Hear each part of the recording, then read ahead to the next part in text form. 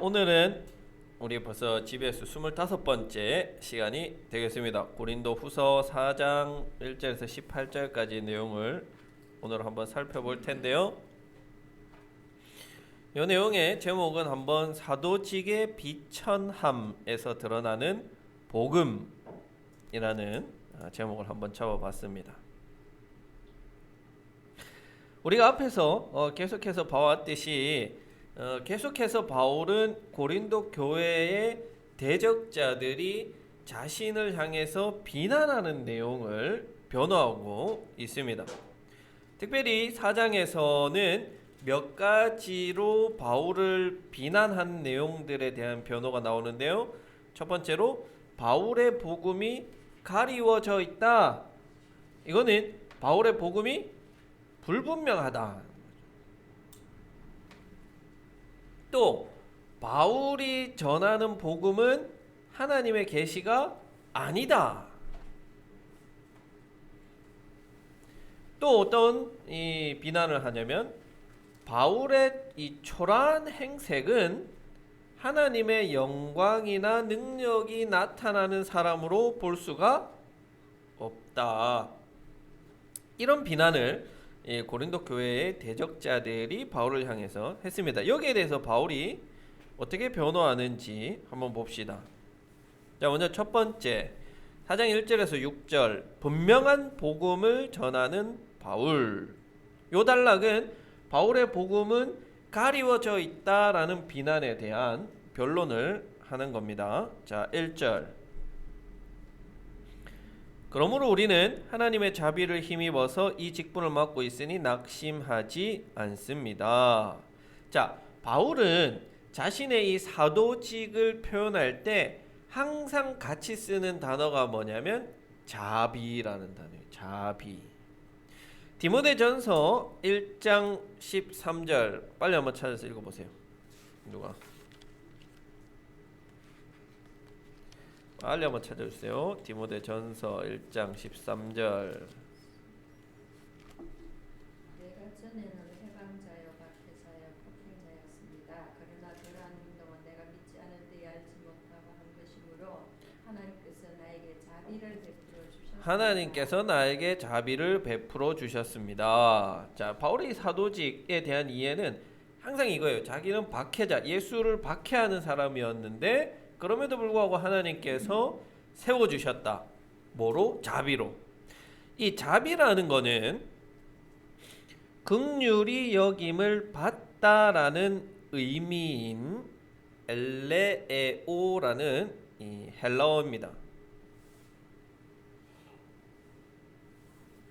이 헬라어를 바울이 계속해서 쓰는 이유는 디모데전서 1장 13절에 잘 나오듯이 자신의 이런 부끄러운 과거가 있음에도 불구하고 사도로 세우신 하나님의 의도, 그건 뭐냐?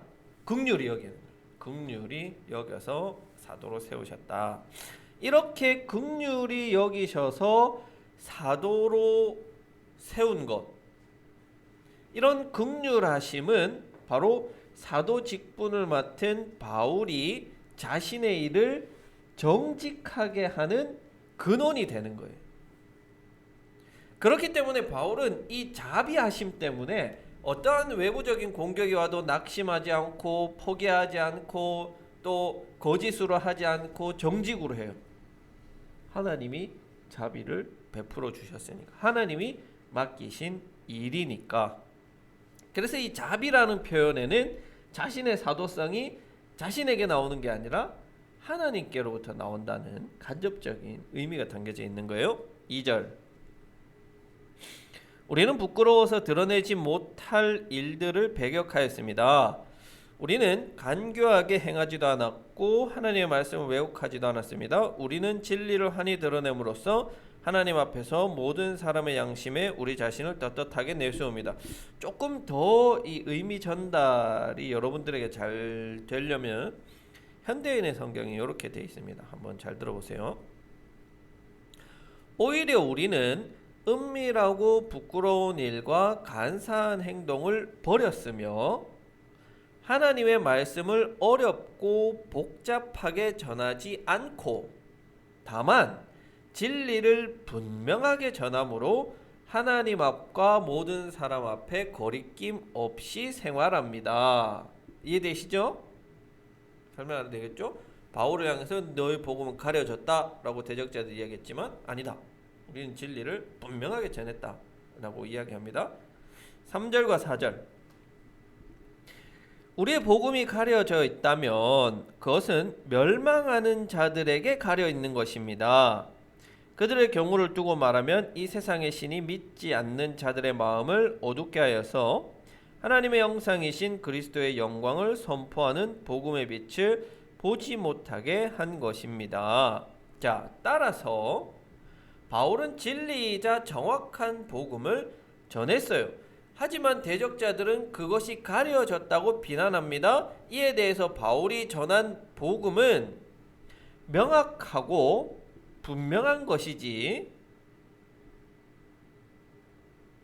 바로 이렇게 너희들이 말하는 것처럼 가려졌다는 것이 아니라 그 가리워진 것이 벗겨진, 명확히 드러난 새 언약의 복음이다 라고 말해요. 그런데 이렇게 복음을 전하는데도 불구하고 깨닫지 못하는 자들이 있으니까 이 대적자들이 복음이 가려졌다라고 비난을 한 거 아니겠습니까? 여기에 대해서 왜 그러면 이렇게 복음이 가려졌다라는 이 현상이 나타나느냐? 이것은 이 세상의 신이 사탄이죠. 사탄의 관계라는 거예요. 바울은 분명한 복음을 전했어요. 그래서 어떤 사람들은 그 복음을 받아들이고 구원에 이르는 자들이 있지만 사탄의 관계에 의해서 복음이 가리워진 자들은 이 복음의 진리를 보지 못하고 깨닫지 못한다는 거예요.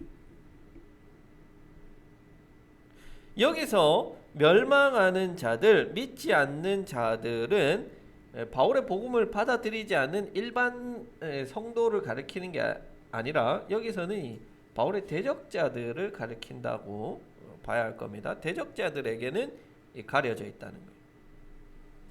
그러니까 지금 대적자들에게는 누가 역사하고 있는 거예요? 사탄이 역사하고 있다, 이렇게 이야기하는 거죠. 5절.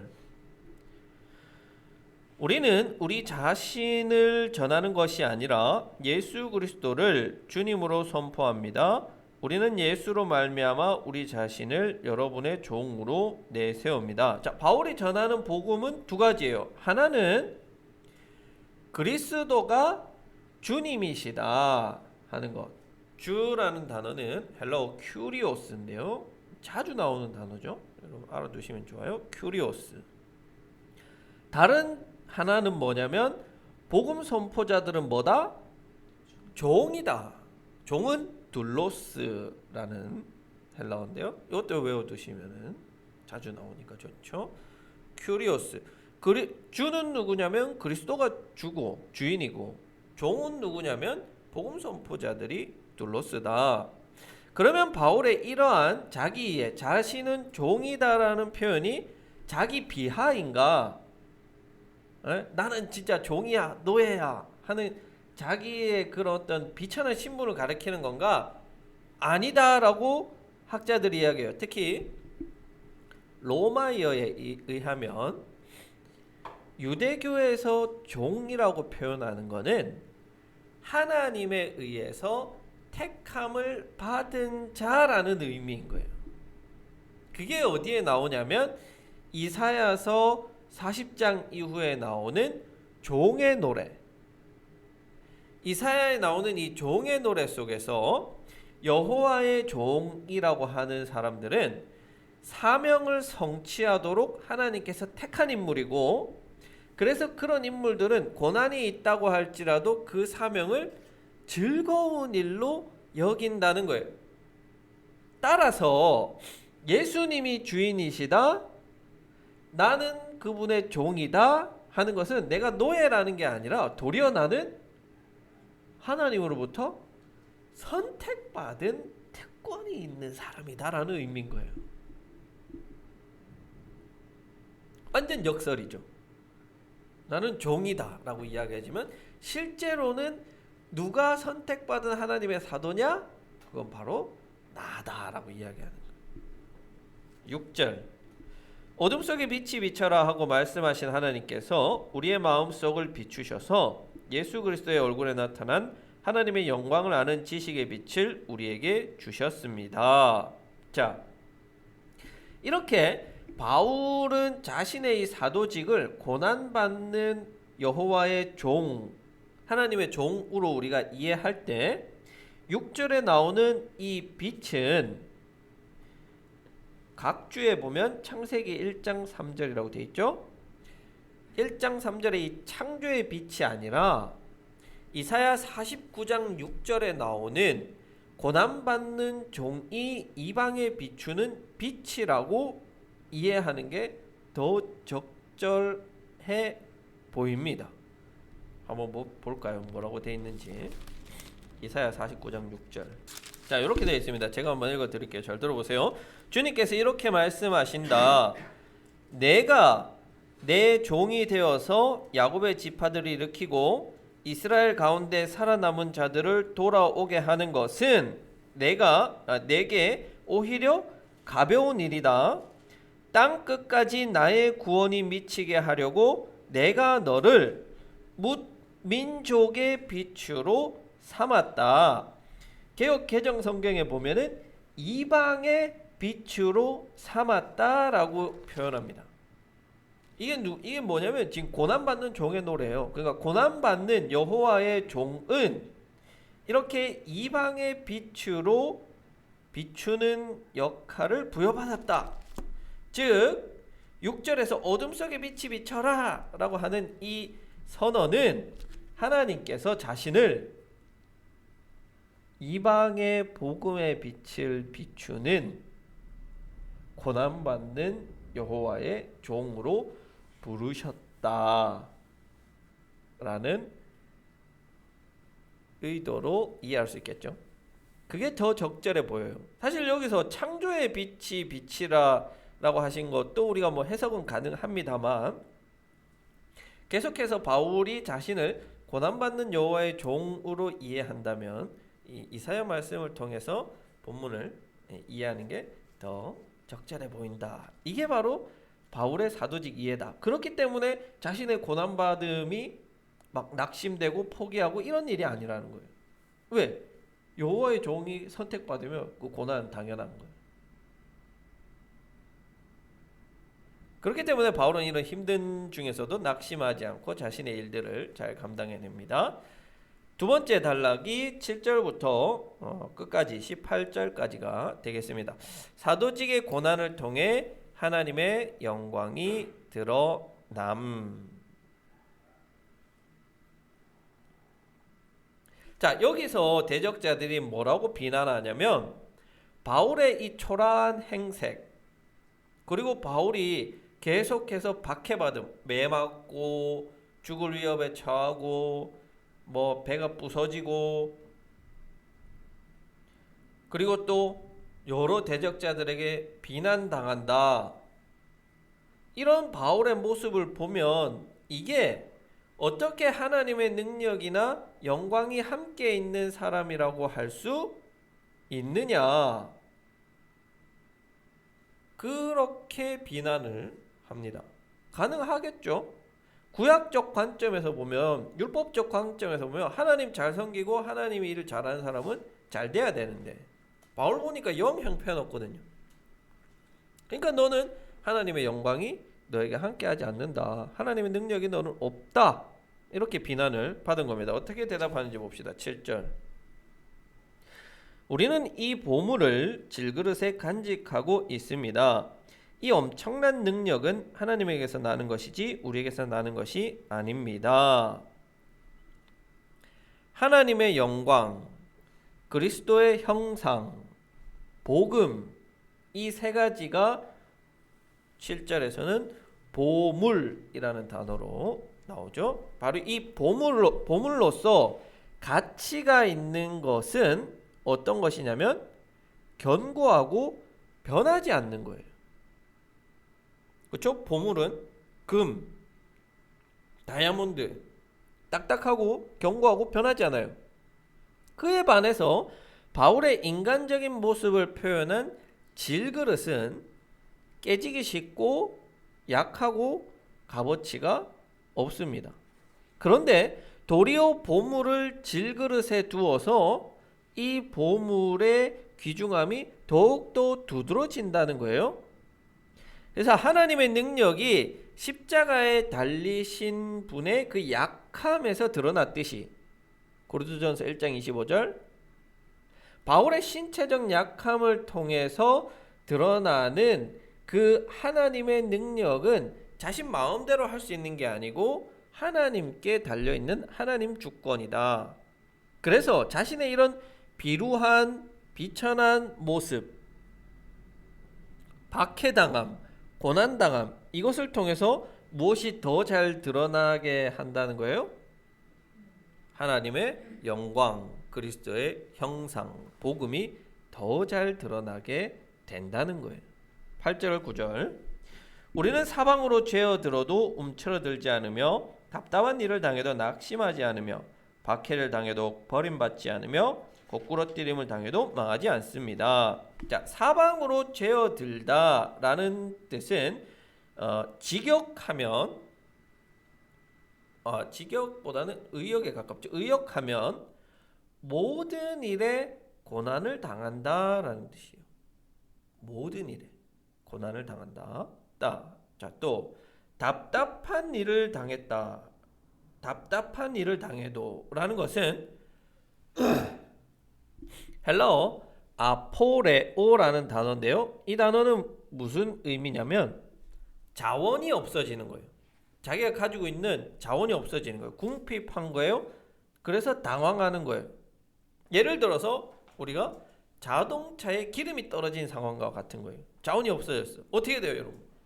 굉장히 당황스러운 거예요. 그렇죠? 궁핍해요. 낙심하지 않는다는 것은 단순히 희망을 포기한다는 의미가 아니라 하나님으로부터 버림받았다라는 것을 느끼지 않는다는 거예요. 박해를 당하다 할 때 박해는 디오코메노이라는 헬라어인데요. 이 본래적 뜻은 추적하다, 사냥하다. 사냥꾼이 사냥하는 거예요. 그러니까 지금 박해를 당한다는 것은 자기가 사냥감이 되어서 사냥당하고 있는 쫓기는 듯한 그런 느낌을 당해도 버림받지 않는다는 거예요. 누구로부터? 하나님으로부터. 거꾸로뜨림이라는 것은 카타발로라는 헬라어인데요. 갑자기 강도 같은 사람들이 와서 습격해서 꼬꾸라지는 거. 이걸 말해요. 그렇게 갑자기 바울이 자신이 습격을 당해서 뒤통수를 맞고 꼬꾸라져도 자신의 사역은 망하지 않는다. 왜냐하면 이제 10절에서 11절에 나옵니다. 10절 우리는 언제나 예수의 죽임 당하심을 우리 몸에 짊어지고 다닙니다. 그것은 예수의 생명도 또한 우리 몸에 나타나게 하기 위함입니다. 우리는 살아있으나 예수로 말미암아 늘 몸을 죽음에 내어 맡깁니다. 그것은 예수의 생명도 또한 우리의 죽을 육신에 나타내게 하기 위함입니다. 자, 이러한 고난들, 거꾸로뜨림을 당하고 박해당하고 사방으로 제어들고 답답한 일을 당해도 낙심하지 않고 이겨낼 수 있는 것은 바울의 몸에 예수의 죽음을 이미 담고 있기 때문이에요. 바울에게 사도직이란 예수 그리스도의 죽는 일, 예수 그리스도의 고난에 동참하는 일. 그래서 사도의 직무는 계속 죽는 거예요. 고린도전서 우리가 앞에서 살펴봤잖아요. 바울이 뭐라고 그래요? 나는 날마다 죽노라. 바울의 이 사도직은 죽음의 연속이에요. 죽음의 과정이에요. 바울의 몸은 십자가에 못 박힌 예수의 복음에 헌신하는 장소이자 하나님의 능력이 나타나는 매개체라고 할 수 있습니다. 따라서 하나님의 능력이 진정으로 나타나는 곳이 어디냐? 바울의 대적자들은 은사를 통해서 나타난다. 기적을 통해서 나타난다. 하지만 바울은 자신의 연약함 속에 하나님의 능력인 예수의 십자가가 담겨져 있기 때문에 바로 이 자신의 이 육체적 연약함 속에 하나님의 능력이 나타나고 있다라고 이야기하는 겁니다. 12절 그리하여 죽음은 우리에게서 작용하고 생명은 여러분에게서 작용합니다. 바울의 선교는 사역은 마치 실패한 것처럼 보여요. 왜? 사망이 끊임없이 바울에게 작용해요. 사망이 끊임없이 바울의 몸에 나타나요. 그의 능력을 빼앗아 가려고 하지만 도리어 그것을 통해서 전해진 복음을 들은 사람들은 회심하고 영원한 생명에 이르게 되는 것처럼 말입니다. 13절 14절 성경에 기록하기를 나는 믿었다. 그러므로 나는 말하였다 하였습니다. 우리는 그와 똑같은 믿음의 영을 가지고 있으므로 우리도 믿으며 그러므로 말합니다. 주 예수를 살리신 분이 예수와 함께 우리도 살리시고 여러분과 함께 세워주시리라는 것을 우리는 알고 있습니다. 자, 바울은 지금 1번 각주 되어 있죠. 시편 116편 10절 이 시편 116편을 인용하는데 여러분들 집에 가셔서 시편 116편을 한번 보십시오. 어떤 상황에서 시편 기자가 쓴 것이냐 하면 죽음의 위협에서 건져주신 하나님에 대해서 시편 116편 기자는 쓰고 있는 거예요.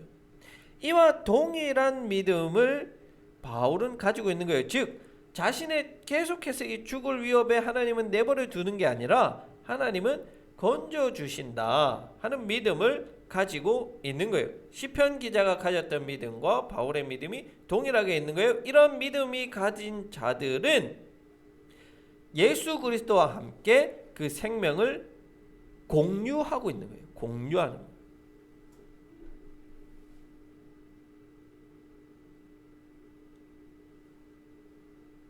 예수와 함께 우리도 살리시고 그렇기 때문에 바울은 이러한 선포가 가능한 거예요.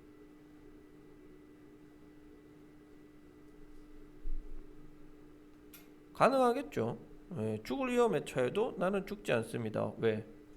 예수 그리스도와 나는 연결되어 있어요. 내 생명. 예수를 살리신 분이 나도 살리실 것이라는 그 믿음이 있기 때문에 그러므로 말하였다 복음을 선포하는 겁니다. 15절 이 모든 일은 다 여러분을 위한 것입니다. 그리하여 하나님의 은혜가 점점 더 많은 사람에게 퍼져서 감사하는 마음이 넘치게 하고 하나님께 영광을 돌리게 하려는 것입니다. 자, 사도로서 바울이 받은 고난을 포함한 이 일들, 이 사역들은 누구를 위한 것이다? 교회를 위한 것이다. 교회. 그런데 다만 이 사도적 직무, 사도로서 직무의 최종적 목표는 교회가 아니라 교회 자체가 아니라 그러니까 여기서는 교회는 고린도 교회죠. 고린도 교회만 놓고 자신의 사도적 직분을 감당하는 게 아니라 더 많은 사람들이 하나님께 감사하고 더 많은 사람들이 하나님께 영광을 돌리게 하는 것이 바울 사도 직분의 직무인 거예요. 16절 그러므로 우리는 낙심하지 않습니다. 우리의 겉사람은 낡아가나 우리의 속사람은 날로 새로워집니다. 자, 바울이 낙심하지 않는 이유는 앞에서 말한 대로 부활에 대한 소망이 있기 때문입니다. 고난 속에 있는 이 지상적인 실존, 바울이 연약하고 질그릇 같은 이 지상적인 실존과 그리스도와 결합 속에서 받는 그 부활의 능력을 누리고 사는 이 존재, 나날이 새롭게 창조되는 이 삶이 대비되고 있는 거예요. 그렇죠? 지상적 존재는 비루하고 비참하고 보잘것없고 질그릇이지만 그리스도와 결합된 내 내적인 존재, 새 존재는 부활의 능력을 받아서 날마다 새롭게 창조되는 거예요. 그래서 고린도전서 15장 31절에서 나는 날마다 죽노라. 그 말은 나는 날마다 죽고 날마다 다시 태어난다. 요한복음 3장에서 예수님께서 니고데모에게 말씀하신 중생 거듭남인 거예요. 날마다 거듭남.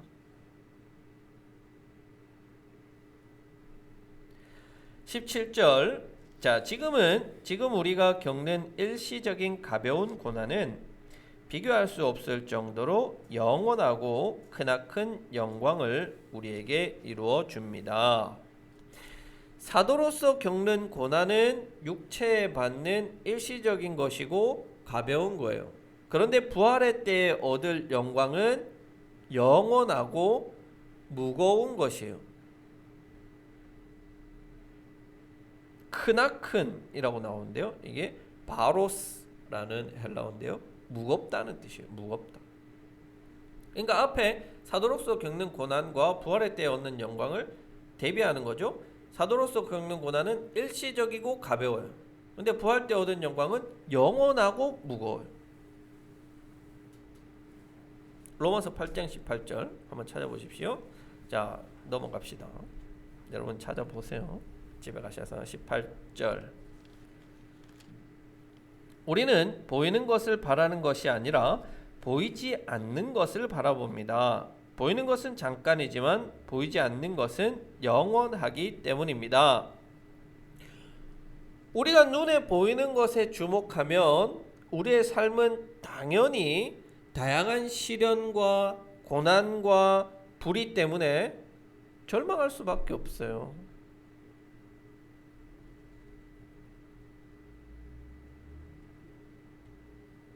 뉴스를 보면 날마다 우리를 절망시키는 뉴스들이 나오잖아요. 최근에는 토지주택공사 직원들이 내부 자료를 이용해서 신도시에 땅을 샀다는 이런 불의한 일들이 계속 뉴스에 나오는데, 이렇게 세상적인 것만 보면 세상은 다 불의해요. 제대로 되는 게 없어요. 그래서 의도적으로 눈에 보이지 않는 하나님의 섭리와 하나님 나라를 보기 때문에 자신의 직분을 감당하지 못하겠다. 내가 몸이 맨날 이렇게 뭐 질그릇 같고 깨지고 맨날 비난받고, 그렇게 낙심하지 않는 거예요. 눈에 보이는 것만 보는 게 아니라 눈에 보이지 않는 영원한 하나님의 영광과 하나님이 주시는 그 능력을 보기 때문에 낙심하지 않는다는 거예요. 자, 종합적으로 결국 이러한 바울의 이해는 율법의 유한성과 복음의 무한성과 진리를 대비시키는 관점에서 우리가 이해해야 됩니다. 또한 앞서 3장에서 봤듯이 이 대적자들은 계속해서 우리가 본받아야 할 존재는 누구냐? 그럼 모세다. 우리는 율법 지켜야 된다. 이렇게 에둘러 이야기하는 것, 이런 이야기들을 에둘러 비판하고 있는 거예요. 눈에 보이는 것, 육체적인 것은 어때요? 유한해요. 가벼워요. 영광이 없어요. 그러나 눈에 보이지 않는 복음, 그리스도의 형상, 이것들은 또 하나님께서 주시는 미래적 영광, 이거는 영원해요. 무거워요. 보물이에요. 그래서 바울은 의도적으로 이런 지상적의 유한한 것들에 자신의 눈에 초점을 맞추지 않고 영원한 하나님 나라의 것들을 초점을 맞추어 사도직을 감당하고 있다. 그래서 자, 너희들에게 보여줬어. 누가 진짜 사도야? 추천장 받아가지고 자신이 사도라고 이야기하는 얘들이 진짜 사도야? 아니면은 너희들 마음판에 추천장을 새기고 보물을 가지고 이런 영원한 것들을 바라보면서 사역하는, 복음을 전하는 이 바울과 동력자들, 누가 진짜 사도야? 말 물어보는 겁니다. 자, 한 두 가지 정도 오늘 본문 가지고 우리가 함께 한번 이야기 나눠볼 수 있을 것 같아요. 먼저 첫 번째로 여러분 우리가 우리도 하나님을 믿고 영생에 참여합니다만 우리가 하나님을 믿고 이렇게 하는 것이 아닙니다. 바울이 자신의 사도직을 고백할 때 자비라는 표현을 쓴 것처럼 하나님은 우리 각자에게 자비를 베푸셔서 그리스도인이라는 직분 또 각자의 교회 내에서 직분들을 맡기셨어요. 이건 내가 잘나서 혹은 내가 지금까지 해서 한 게 아니라 말 그대로 자비예요. 하나님의 긍휼하심 때문이에요. 그렇다면 우리는 어떠한 상황에서도 낙심하지 않고 우리에게 주어진 이 직분들을 감당할 이유가 생기는 거예요. 내가 선택한 길이면 내가 포기해버리면 되죠. 그러나 내가 선택한 게 아니기 때문에 우리는 포기하지 않아요. 하나님이 주신 고귀한 사명과 직분이기 때문에.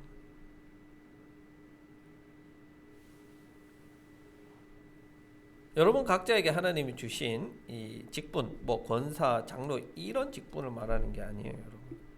영적인 직분을 말하는 거예요. 그 직분들이 무엇인가? 하나님께서 나에게 맡기신 것이 무엇인가? 요구하는 것이 무엇인가? 한번 잘 생각해 보시고 바울까지는 못 되더라도 바울과 같은 이 열심 정도는 우리가 내봐야 되지 않겠나? 그렇게 한번 생각해 봅니다. 자, 두 번째로는 고난의 문제예요. 여러분 우리의 삶에도 고난이 참 많습니다. 예수 그리스도를 믿기 때문에 오는 고난도 있겠고요. 또 삶에서 오는 여러 가지 고난도 있습니다. 그렇지만 그 고난도 예수님께서 짊어지신 그 십자가를 내 몸에 새긴다는 것이라고 우리가 한번 여겨본다면 물론 힘듭니다. 그게 힘들지 않다는 게 아니에요. 고난이 그냥 쉽다는 게 아니에요. 어렵습니다만 우리가 견뎌낼 수 있고 그 고난을 참아낼 이 힘이 바로 이 십자가, 내 마음에 새긴 그 십자가 사건 속에서 나타나는 하나님의 능력, 그것을 통해서 우리가 견뎌내고 참아낼 수 있는 하나의 힘이 되지 않겠나 하는 겁니다. 그래서 그리스도인들이 이 예수를 믿지 않는 이들과 다른 거는 이 고난 받을 때 나타나는 거예요. 같이 잘 되면, 그러니까 예수 믿지 않는 사람도 잘 되고 예수 믿는 사람도 잘 되면 이건 별 차이가 드러나지가 않아요. 그냥 뭐 다 좋죠, 뭐 다 그냥 기뻐하면 돼요. 근데 결정적인 차이는 어디서 나타나냐면 바로 이 고난 가운데 있을 때 그 고난을 어떻게 대처하느냐에 예수 믿는 사람과 믿지 않는 사람이 차이가 나는 거예요. 그래서 여러분들 삶 가운데도 이런 다양한 고난들이 찾아올 텐데요. 여러분 가슴에 짊어지고 계신 그 예수님의 십자가 사건을 다시 한번 더 새김으로 이런 고난들을 잘 이겨낼 수 있으면 좋겠습니다. 마지막 세 번째는 계속해서 바울이 이야기하듯이 나는 날마다 죽고 날마다 새로 태어납니다 라는 이 표현을 통해서 바울은 날마다 사실은 그러면 부활을 경험하는 거예요. 그 인생 자체가 부활의 삶을 이미 살고 있는 거예요. 그렇다면 우리도 그런 삶을 살아야 되지 않겠습니까? 그렇죠? 날마다 죽고 날마다 다시 태어나는. 그래서 우리의 이런 육신은 날로 쇠약해져 가지만 우리의 영은 완전 새로 태어난 아기 같은 그